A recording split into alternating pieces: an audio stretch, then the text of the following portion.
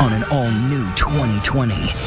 No body, no weapon, but definitely a murder. This was a very quick crime scene, and then a frantic cleanup. And just this week, a bombshell jailhouse confession that could change everything. I'm not going to have it on my chest anymore. What really happened to popular teenager Brian Carrick, who walked to work in a grocery store one night, then just vanished? Not knowing where he is, it's every parent's worst nightmare, and I guess we're living it. With a revolving door of suspects, stock boys with a past, is the right one behind bars? There's somebody who knows exactly what happened. The 2020 exclusive with the man locked up for murder, out of shackles to talk only to us. The Carricks believe that you know where Brian's body is. Tonight, we're taking you inside a cold case and cold storage. What did you think that circular stain was from? The secrets behind a ceiling tile, those interrogation tapes, stock boys on the hot seat. I didn't do anything, and I don't know anything. And a blood-sniffing crusader who says she can name the real killer and show what he did. Comes up behind him like this and cuts his throat. Tonight, can you solve the mystery on Johnsburg Road? Where'd he go? People don't disappear. Here's David Muir. Good evening, and tonight here, a mystery in the heartland with an explosive new twist. A popular teenager who leaves the house to go to work across the street at the town grocery store, but he never comes home. What really happened in the back of that store in the storage cooler? There is a man behind bars tonight for the crime, but is he the one who really killed him? Tonight, the 2020 exclusive, the prison interview, the man who says it wasn't me. And you'll hear from someone else who says he lied to put him there. And that telling piece of evidence hidden in the ceiling of that store, all part of the mystery of Johnsburg Road. Here's ABC's Ryan Smith. The village of Johnsburg, Illinois. The essence of small-town America. A flag-waving heartland some 50 miles outside of Chicago. A conservative community where tradition reigns and nostalgia is embraced. Some call this Mayberry of the Midwest. There's a lot of farms out there still, and then there's some subdivisions that have crept in. You got the grocery store, bowling alley. Very simple, very just kind of easy. But Johnsburg is also a village with a secret. A lingering 12-year-old unsolved mystery that still has people talking. I can't really think of a bigger news story. I would say everybody had an opinion. I think there's somebody who knows exactly what happened. What happened to Brian Carrick, a likable 17-year-old high school junior who one Friday night vanished from inside the grocery store where he worked as a stock boy just 5 days before Christmas? Amanda Marazzo covered Brian's disappearance for the Chicago Tribune. He was excited about Christmas. There was no indication for him to run away. His father, William Carrick, an electrician, says his youngest son was always by his side. Wherever his dad went, his dad said he'd be in his hip pocket. He was an entrepreneur, started making money very early on, shoveling snow. And he loved Val's Foods, the village's only grocery store, directly across the street from the Carrick home. Val's co-owner, Jerry Casharo. He was smart that you don't have no idea how smart he was. If you tell him to do one thing one time, say, this is what I want you to do. Next time he'll tell you what to do. So he was a go-getter. If there were more people like Brian in this country, there'll be a beautiful future of our America. In Johnsburg, everyone knew the Carricks. The hardworking Irish Catholic family with 14 children, Brian the 11th. Parents, when they got married, said, God, give us as many kids as you want to give us, and we'll take them. Describe the Carrick family for me. What were they like? They, all very nice people. One of the sisters said they didn't have the best clothes, they didn't always have school supplies, but they had a lot of love. That December 20th was Brian's day off, but he went to Val's looking for a co-worker, passing his brother Eddie, also a stock boy, on the way. Eddie was going out to get the carts from the parking lot, and Brian was walking into the store. He never saw his brother after that. The next day, his mother, Terry Carrick, received a troubling phone call. Brian hadn't shown up for work. She knew her son would never miss work. That was his life, was going to that store. She went upstairs, he wasn't in his bed. She knew immediately something's wrong. Within days, Johnsburg was reeling in disbelief. this was not the kind of town where people just went missing. Johnsburg's so safe and such a small family, church-oriented community, and then to have something like this happen is just very hard to take in. Supporters gathered at a vigil for Brian, walking the same route he walked to work, across Johnsburg Road. His mother, Terry, the strong matriarch, shaken. Horror, the torture of not knowing where he is or what's happened. It's every parent's worst nightmare, and I guess we're living it. As weeks passed, no one knew if Brian Carrick was dead or alive. Johnsburg police were involved. Illinois State Police became involved. The FBI became involved. People were searching the places where Brian might go. They had a search dogs. They had psychics would come to Terry's front door and try and tell her where he might be. Val's Foods posted a $25,000 reward. Grocer Jerry Casharo's daughters, Julia and Joanne. I think some people would look at that and say, they're putting up $25,000 for somebody who works for them. Not a family member, but an employee. Because the Carricks needed it. They didn't have the money. We were desperate to try and find what happened to him. The Carricks and the Casharos, two of Johnsburg's most well-known families, friendly for nearly 20 years. Almost half the Carrick kids had worked at Val's. I understand you have a picture of him in your wallet. Yeah, definitely. Can you show me? So this is some 12 years later. This is a beautiful kid. You're still carrying this picture in your wallet. Right. Of this young man who worked with you as a stock boy. Right. Why do you carry his picture with you? Because to me, he was like a son. An early break in the missing persons case revealed blood evidence in and around the grocery store produce cooler. News no one wanted to hear. Drops, spatter, smears, a bloody fingerprint, Brian's blood. What heartbreaking mystery did the family's grocery store hold? What was your reaction when you heard that police found blood in the produce cooler? I think then immediately it's like, well, who did it? Everybody was just like on edge. Police questioned everyone, including 3 stock boys, Shane Lamb, Rob Render, and Mario Casharo. 2 of them have criminal records. But police quickly turned their attention to the one with no priors. The boss's son, 19-year-old Mario, Jerry's heir apparent. Are you kidding me? You guys are shocked at that point. Yes, completely shocked. Mario is really one of the nicest, kind, intelligent, funny, just a sweetheart. Cops were beginning to develop a more sinister profile as Brian's father, William Carrick, would share with a local reporter. Mario allegedly was selling dope, and I think he coerced my son into working for him. And somehow, yeah, things got out of hand. There are rumors that there was some things going on at the grocery store that shouldn't have been going on. Tell me about that theory. The story is that Mario Casharo was selling drugs and that he would, use some of the kids from the grocery store like Brian Carrick to sell the drugs. And Brian Carrick, being the sweet kid that he is, wouldn't always collect the money. Authorities were convinced that the boy who freely gave away pot was a victim of foul play. They believed he was killed over a $400 to $500 drug debt he owed Mario. Police began to dig into Mario a little bit, and they believed that he was selling drugs. I think, maybe he smoked pot.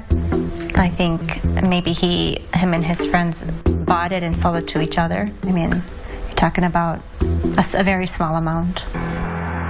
But with no eyewitnesses, no physical evidence tying Mario to the crime scene, or even a body, the investigation grew cold. And so did the bond between the Carricks and the Casharos. The relationship had gone sour, and then one day my dad said that Mrs. Carrick had come in the store, and she kind of turned her back to him when he approached her to say hello, and that was the last time she ever spoke to him. But for Mario, life was moving on. Here he is receiving his degree in finance from Illinois State University 3 years after Brian's disappearance. But for the Carricks, no closer to any answers, it was as if time stood still. Hey, Mario. Mario joined the family grocery, worked as a manager, and helped build the business. That was not the only store that he was going to have. It was always going to be 2 stores and 3 stores and 4 stores. That grand plan would never happen. Mario's world was about to collapse around him. A break in the case. This stock boy, Shane Lamb, would change everything with a tale of violence in the produce cooler the night Brian vanished. I hit Brian a few times. He was bleeding from his mouth. I thought I knocked him out. Where's Mario when you're doing this? Right in the doorway. What did happen to Brian Carrick? Stay with us. 2020 continues. Once again, Ryan Smith. I would like to thank everybody for attending tonight. A toast to prosperity and future. Salud. Happy memories for Mario and the Casciaro clan. Older brother Eugene's big Italian wedding. But good times were in short supply for this family. Jerry and Maria Casciaro, Italian immigrants, met and married in the States, realizing their American dream when they joined with relatives to buy Val's Foods. You know, he didn't have anything given to him. He came to this country, built what he had from the ground up. In an age of superstores, Val's thrived in this small town where a night out is spent at a bowling alley or a pizzeria. Nearly every family in the village shopped there. So many of the local kids worked there. And for the Casciaros, the future was bright. Those dreams now tarnished by tragedy and grisly rumors about missing stock boy Brian Carrick, believed to have been killed inside the store's produce cooler. One of the persistent stories is that Brian was killed in the cooler. Mario called family from the city who came in, dug him up, dismembered him, and threw him in a river in Iowa. It snowballed into these disgusting rumors that that he was cut up in our meat department, and then it started becoming that our family was involved in some kind of crime family. The FBI investigated and dismissed rumors of a mob hit. This case may have remained an unsolved mystery if not for this man. This is Assistant State's Attorney Michael Combs. Also known as Mick Combs, a tough, hard-edged prosecutor, determined to find justice for the Carrick family. 2010, a break in the 8-year-old case. Prosecutor Combs finds a key witness. His name, Shane Lamb. Who is Shane Lamb? Shane Lamb, he's got a criminal history. He grew up rough. I think he's a very tragic character in all of this. A stock boy at Val's who worked alongside Brian and Mario. A 5-time felon with a rap sheet that included attempted murder at just 14. He repeatedly denied knowing anything about Brian's disappearance to authorities. Now, 8 years later, in jail facing up to 12 years on drug charges, he was ready to talk. But first, he wanted a deal, and so did prosecutors. Shane Lamb is given immunity from the offense of murder, involuntary manslaughter, concealment of a homicidal death, and any other offense resulting in his involvement in the disappearance of Brian Carrick. With this deal, Shane escaped all charges related to Brian's death and a reduced drug sentence. All he had to do to get the deal, tell his story. And that led police to Mario. What exactly did Mario tell you? Pretty much to talk to Brian, try to intimidate him into getting the money. How were you intimidated? Talk to him. He never came out and said go kill him or anything like that. A controversial deal awarded to a man who admits he was the likely killer and Mario the mastermind. According to the prosecutors, Mario knew what he was doing by bringing Shane Lamb in and using him as a tool, as an enforcer, as the muscle to get what he wanted. Shane was off that night at a party getting high. He says Mario called him to come to the store. Brian owed him money and he wanted it back. Mario wanted Shane to talk to him. It was time for him to pay up. Went over there, told Brian what's up with the money you owe him, I had to pay him at least some of the money back. We got to arguing. Mario said it was getting too loud, going to the produce cooler right there. Shane says he demanded the money from Brian, but Brian resisted. Shane lost his temper. Things turned violent. I hit Brian a few times. He was bleeding from his mouth. He fell out. How hard did you hit him? Thought I knocked him out. That was it. Where's Mario when you're doing this? Right in the doorway. Knocked unconscious, not sure if Brian was dead or alive, Shane says Mario told him to leave the grocery store. He said, go ahead, I'll handle this. I left, went back to a party. Armed with Shane's version of what happened, prosecutors arrest Mario for killing family friend Brian Carrick. A small victory for Bill Carrick, reminded daily of the store across the street on Johnsburg Road, a moment Terry Carrick would not live to see when she died in 2009. For the Cacharo family, it was a moment of utter disbelief.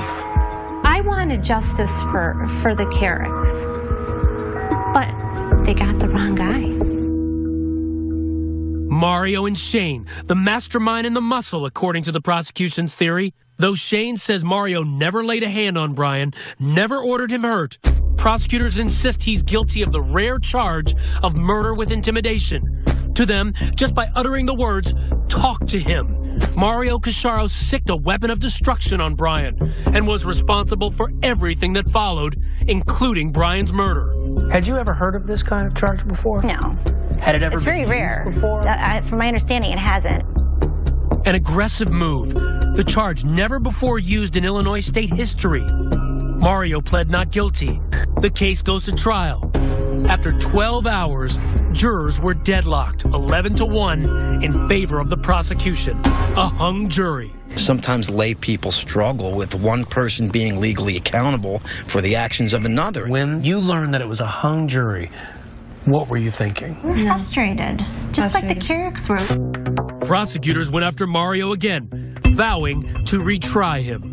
Last March, Mario goes back to court, facing another murder trial, and once again, Shane Lamb is the prosecution's star witness. Prosecutors telling jurors Shane Lamb was Mario's enforcer, a tool for his dirty work. You don't bring Mother Teresa to a shakedown. You bring a badass like Shane Lamb. In closing arguments, prosecutors branding the pair mean little delinquents, criminals who flock together in Mario's drug cartel. So this is a narrative the prosecutors are building so that people can see Mario as some dangerous, nefarious figure. Well, I mean, if you have evidence, then you stick to the facts and you say, okay, here's his DNA, here's his blood, here's, the timeline. They didn't have any of that. No. So they had to dirty him up a little bit. Prosecutors' clever strategy worked. Juror Melina McVicker. He kind of looked more like the spoiled rich kid that was trying to be like a little mini gangster or something. The man who didn't say a word throughout 2 murder trials decided to speak only to 2020. But why now? Did you kill Brian Carrick? Stay with us. 2020 continues with the mystery on Johnsburg Road. Here again, Ryan Smith. Tonight, Mario Cacharo sits inside one of the toughest maximum security prisons in the country, Menard. Over a century old, the notorious and the deadly have been here. Remember him? The serial killer clown, John Wayne Gacy? He did his time here. And now, it's home for Mario Cacharo, which is where William Carrick believes he belongs. Everything I've heard about these maximum security prisons is bad. I guess he's earned his place. The college graduate and budding grocery store magnate, now a convicted murderer, shackled and chained to the floor. Brian Carrick's family believes that you belong here. If allegations are repeated over and over and over again for, say, 7 years, you begin to believe that it's a fact. The Carricks believe that you know where Brian's body is. It's sad that they think that. It's sad that that they would ever think something like that. And I really hope that we find Brian. To Mario. A toast to Mario before every family meal. The welcome of Mario in the very near future. I'm not a criminal. Nobody in my family's ever even been in handcuffs. I'm the first. And that includes extended family as well. Mario says Brian Carrick was a loyal employee, and they had a good relationship. He was a good guy. Good family. He worked hard. One of my favorite co-workers. 12 years later, and Mario still remembers December 20th, 2002. Just 5 days before Christmas, the store packed with shoppers, filling their carts with all the makings of Christmas dinner. It was Brian's day off, But he showed up that evening around 6:30 asking for another stock boy, Robert Render. And Brian was looking for Rob Render and had asked me if I seen him and, hey, where is this guy? And I paged him, and that was the last time I seen him. After seeing Brian, Mario says he picked up a pizza nearby, sharing it with employees in the break room, clear across the other side of the store from the produce cooler. That's his alibi. Mario says he helped close the store, as usual, at 8. Both the defense and prosecutors believe Brian was murdered before closing time. Did you kill Brian Carrick? Absolutely not. Are you responsible in any way for his death? No. As for the prosecution's claims that the man who put him in prison with his testimony, Shane Lamb, was called to the store that night to talk to Brian. So this is important because police believe that sometime you call Shane Lamb. Did you ever call him? No. We actually gave them my phone records and showed them that there was no call. Shane, on your urging of talk to him, has an altercation with Brian Carrick, punches him a few times, lays him out. You tell Shane, go, I'll take care of this. Any truth to that? Not at all.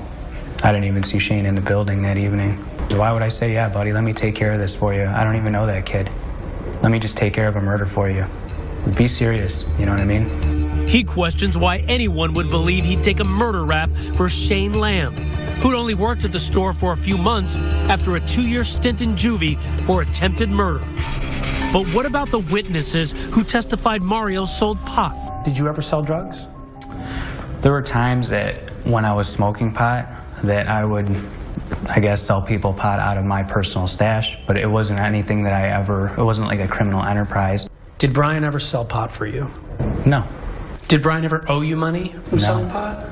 No. So this claim about him owing you $400 or $500, and that's why you had Shane talk to him? It's all made up. They took something that's very small amounts of marijuana, and made it seem like it was a huge criminal enterprise. They actually went so far as to say I was a drug cartel and kingpin. That's significantly different than smoking some weed with your friends. Former local reporter Sarah Strzelka agrees. There were multiple people who got up on the stand and said that they had bought, pot from Brian or bought pot from Mario or whatever it may have been. But this wasn't a cartel. It wasn't some big drug empire. It was high school kids buying a little bit of pot here and there. You didn't testify at your trial. How do you feel about that decision now? I think it was the wrong decision. I wanted to do it at the time. I was just advised not to. His future was in the jury's hands, and they never heard from him. That may have cost Mario his freedom. The verdict. What's going through your mind as you're waiting for that verdict in the second trial? What is taking so long? What are they thinking about? What could they possibly have found to be credible that they've seen? Did you think at that point you were going home with your family? Yeah, sure did. How firm was your belief that you were going home? 99. Going home wouldn't be in the cards. A guilty verdict. Mario's mother's outrage, caught by local news cameras. My son is innocent. That is a big cover-up, big time. His family sobbed. His father wailed. Mario is confident the whole time his head was up, and then he just drops his head. He was shocked. He thought he would never be convicted. There's no physical evidence. It was heart-wrenching. It was if Mario had died. Can you make it through 26 years in here? I don't want to. I mean, if I have to, I will find a way, but I don't want to. I don't want to sit every day thinking about how did I get here? Because I don't have the answers. You know what I mean?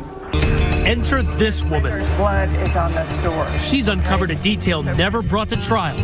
Something hidden behind a ceiling tile. So what do you think about Mario's story? We're on Twitter tonight. Use the hashtag ABC2020. Ryan answering your questions as his reporting unfolds here tonight. And next, a piece of evidence found in the ceiling of that store. Next, a new suspect enters the picture. I didn't do anything. I don't know anything. As we follow a trail of blood and the trail of a knife. Renner comes up behind him like this and cuts his throat. Defense with a dummy. When we come back.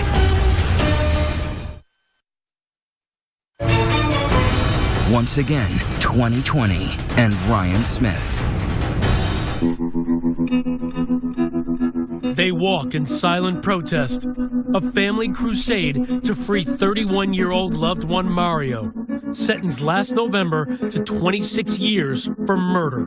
There was no physical evidence, no DNA, no witnesses, and no motive. When you are innocent, you are going to fight until the very end because you know you're innocent. And we're going to fight to the very end because we're 100% behind it. And that's why they hired this gladiator, Kathleen Zellner, a high-powered attorney, to appeal his case. Her reputation, overturning convictions and solving cases. She's uncovered what she believes are secrets long tucked away inside the family grocery store. I believe we have an excellent chance this will just be reversed outright. According to Kathleen, the trail of evidence potentially so explosive it may set Mario free. She believes the evidence leads not to Mario, not to Shane Lamb, but to one man, Rob Render, an early suspect in the case, that stock boy Brian accused of stealing alcohol from the grocery store, and the one Brian was looking for the day he vanished. What do we know about Rob Render? Another troubled soul. He's just had a lot of problems, a lot of drugs. For Kathleen, the case begins with the physical evidence, the blood at the crime scene. Rob Render's blood was there, and his was the only blood that was ever found aside from Brian's. We know that Rob Render and Brian Carrick had an altercation because both of their blood is right there at the crime scene. For her, the crime scene tells the story. Look at these photo exhibits. While Brian's blood is in the hallway leading to the cooler, Rob Render's bloody fingerprint is on the cooler door handle. And inside the door, more of Rob Render's blood. When police questioned Rob, he insisted he wasn't there. I didn't do anything, and I don't know anything. It's like, you know, it's just... They asked Rob, if he wasn't there, why was his blood? Well, maybe I cut my finger. Hey, who knows? Maybe I bit my nail so bad, because I do, that it bled a little bit, and I put my thumb in the door. There's no way that this amount of blood could have been left by Rob Render by biting his nails. You'd have to be a hemophiliac. You'd have to have a clotting disorder. And for Kathleen, the motive. Brian turned in Rob for stealing booze, ridiculed him at work for being weak. And according to Jacob Keppel, another stock boy in the store, Rob was in debt to Brian for pot. Brian had told Rob, if you don't have it by Friday, it's $60. And to me, that meant if you don't have the $30 you owe me for weed by Friday, then it's double. Next, opportunity. Where was Rob Render that night? Kathleen contends that other employees said Rob was nowhere to be found for nearly 2 hours. But according to Rob... I was probably stoned. That night? I'm sure. I was 17 years old. That's all I ever did. I never, ever left work. You know, maybe they were looking for me and they couldn't find me. Maybe I was stuck in the aisle somewhere. Maybe, you know... Maybe I went on break. I'm telling you, I never left the store. But maybe he knows more than he's telling. That's what police thought. He told a friend there was a fight in the cooler, and that led them to the crime scene. Honestly, that's what led us over to the cooler. And led us to the blood. Nobody else has said that. There was a fight in the cooler. Nobody else knew where the scene of the crime was. A detail Kathleen believes only the killer would know. She says Rob also tried to cover his tracks, mopping up the produce cooler that night and being on the scene the next morning when co-owner Jerry Casciaro noticed a pool of red-tinted water. What did you think that circular stain was from? At the time, actually, I only thought it was Hawaiian punch. Okay. I got a little hot under my collar and I said, okay, you, clean it up. The you clean it up was Rob Render. And Kathleen has a witness, an employee at the grocery store when Brian disappeared, who could rock the prosecution's case with explosive claims. What did this new witness have to say? The new witness said that Render had made a statement to him just a week before Brian disappeared, that he was very angry with Brian and that he was going to jump him with a weapon. That matches with her version of events. Kathleen says the fatal blow wasn't from a punch, as Shane Lamb confessed, but from a knife.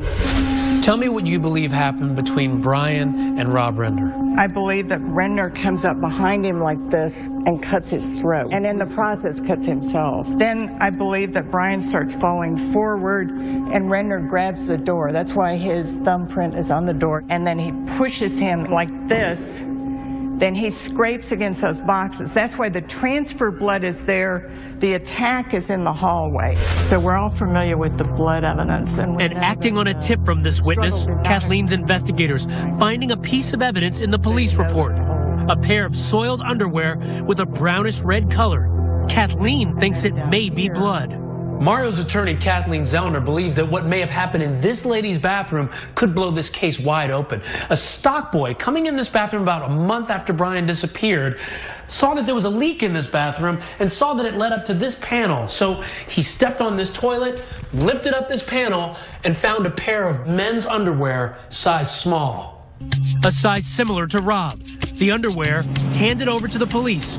But Kathleen says it wasn't entered into the evidence log and never made it to trial. That is a huge bombshell, and that's why we want to have DNA testing. We want to confirm if that was his underwear, because if that's got Renner's blood on it and Carrick's blood on it, that is all you need to know about who committed the murder. So we don't know that for sure. No. You just need to check it out to see if that's a part of the picture. Prosecutor Combs admitted to 2020 that the underwear was not tested, but stated both the police report and the witness were available to Mario's defense lawyer before trial. Unfortunately for you, the evidence points at you. Almost all of it points at you, Rob. Rob wasn't let off scot-free. Police charged him with concealing Brian's murder, but later dropped the charge. Rob Render never told his story in court. Struggling with drug issues for years, he overdosed on a cocktail of heroin and cocaine and died in 2012, just months before Mario's second trial. Mindy Lindholm, Rob's older sister, passionately defends her brother. She claims he would never hurt anyone. The premise that my brother could have possibly killed Brian over $30 or over him telling on him or anything is ridiculous to me. My brother having an explosive temper is absolutely ridiculous. And she accuses Kathleen Zellner of scapegoating her dead brother. I asked him, what he knew about it, and he said he wasn't there, and he didn't know what happened. I'm sure prosecutors will say this is a classic case of blaming the dead guy. To me, that's meaningless. Just say blame the dead guy. Doesn't mean dead guys didn't commit murders. The only person that really dislikes Brian Carrick is Renner. The only person that owes money to Brian Carrick is Renner. The only person who's ever described wanting to jump him with a weapon is Renner. And the only person in that back hallway is Renner. Next, the state's star witness, Shane Lamb, the man who put Mario Casciaro behind bars, does a shocking about-face. All of it was false. Every single thing, state's attorney set it up. Stay with us. And now one more exclusive interview tonight, this time with the man whose own words helped put that grocery store stock boy behind bars. Tonight, right here on 2020, he changes his story. And here again, Ryan Smith. Just this week, a dramatic development in the Mario Casciaro case. The man at the center, the state's star witness, whose testimony helped send Mario to prison, now says it was all a lie. Just 72 hours ago, Shane Lamb sat down exclusively with 2020 with a stunning confession. Why are you coming forward now? Because Mario's in there for 26 years for something he didn't do. I didn't have anything to do with this. Mario didn't have anything to do with this. He doesn't deserve to be in prison. And it's safe to say that he's serving 26 years in a maximum security prison because of your testimony. Yeah, that's right. He said he was coerced by a prosecutor hell-bent on putting Mario behind bars. What do you want to say about your testimony today? All of it was false. Every single thing, the state's attorney set it up. He's talking about Assistant State's Attorney Michael Combs, saying he forced him to place Mario at the crime scene to get that immunity deal, the one to avoid being charged in Brian Carrick's death. Shane says his back was against the wall. I was arrested for cocaine charges. My offer was 12 years. They said that I'd be indicted for murder if I didn't cooperate. and it came down to him or Rob Render. He said Rob Render was in Lake County Jail. If I didn't want to talk to them, that they're going to go to Rob Render next. So you believed that they were either going to feed a story to Rob Render that he was going to tell about his involvement or Mario's involvement, and whoever took the deal first. Exactly, yeah, 100%, that's how I felt. Here he is giving his statement. But according to Shane, what you don't see before this point, before the cameras roll, he makes allegations that Combs sat him down for an hour without his lawyer, telling him what to say point by point. On December 20th, 2002, Mario Casciaro never called you to say, come to the store and talk to Brian Carrick because he owes me money. Never. You weren't his enforcer? No. Did you guys ever get into a fight? No. You never punched him 2 or 3 times, knocking him unconscious? Never. And then Mario never said to you, get out of here, I'll take care of this? Never. Never happened. Explosive allegations, especially if true. But there's a problem. Shane Lamb has a long history of lying, along with a lengthy rap sheet. You're a 5-time felon. You spend a lot of your life in and out of jail. Can you understand that people are going to say, well, how can we believe him? You know, they believe me enough to use my testimony to put him away. But now, since I'm telling the truth now, they're going to say I'm lying. And this, if Shane is to be believed, why would a prosecutor risk so much? Why would he put his career on the line, threatening you, just to put Mario in prison? I don't know why a lot of people do not like Mario for some reason in law enforcement. That's a question we put to Mario himself. Police took the stand and talked about how you were arrogant in talking to them. I don't feel I'm arrogant. Do you think that you're sitting here maybe in large part because they just didn't like you? This isn't a popularity contest. This isn't the senior prom. This is my life. If I'm sitting here because they don't like me, then I shouldn't be here. The state's attorney's office wouldn't go on camera because the case is on appeal. In a statement to 2020 Today, Prosecutor Combs denied coaching Shane Lamb out of the presence of his lawyer, calling it unworthy of belief, untrue, and too far-fetched. You know, as I hear you today, I think, what do you have to gain from all this? I have absolutely nothing to gain. The only thing that can happen to me right now is them recharging me for murder. I have everything to lose right now. So you have nothing to gain, everything to lose. Is that why you think people should believe you? 100% they should believe me. It's the truth.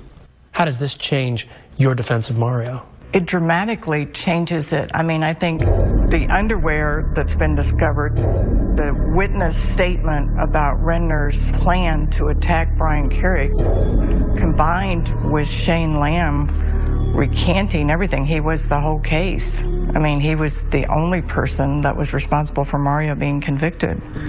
But then, who killed Brian Carrick? All 3 stock boys tell a different story. Shane Lamb now says he was never at the store that night, and no co-workers placed him there either. Mario Casciaro claims he was eating pizza in the break room. And before his death, Rob Render proclaimed his innocence. And Brian Carrick's body has never been found. Where'd he go? People don't disappear. People don't just get sucked up and disappear. And that's the part that's why we're talking about it. It's so unfair to that family that they still don't really know. But for Shane Lamb, one thing is clear. He is willing to spend the rest of his life in prison so that Mario doesn't have to. And he's in Menard right now, one of the worst prisons in Illinois, for 26 years. And I just feel like they let somebody make up testimony to get him locked up for 26 years, and he's sitting there and he can't do anything about it. I'm not going to have it on my chest anymore. You were the one who put him in Menard. I was, but I was following what they wanted me to say. They just wanted to close the case. It seems like this weighed heavily on you. It did. I don't want to be the reason that he's doing 26 years. If, you know, Mario was watching this, I just want to tell him I'm sorry. His family, that I'm sorry. If you feel so deeply about it now, where was that feeling when you were telling the story that put him in prison? At first, you know, I don't care how tough you think you are, you know, it doesn't seem real until somebody gets convicted. I'm happy that he's finally telling the truth. I wish he would have done it at the trial, so that way I wouldn't have been subjected to this, because this changes your whole life. Are you losing hope? When you sit in here, it's hard to be optimistic. Every day that goes by is another day that I'm not with my family. Oh, God bless Mario. My dad's 79 years old. I don't know how much longer he has left. And every day that goes by, I'm missing out on that. You're missing out on being with your family.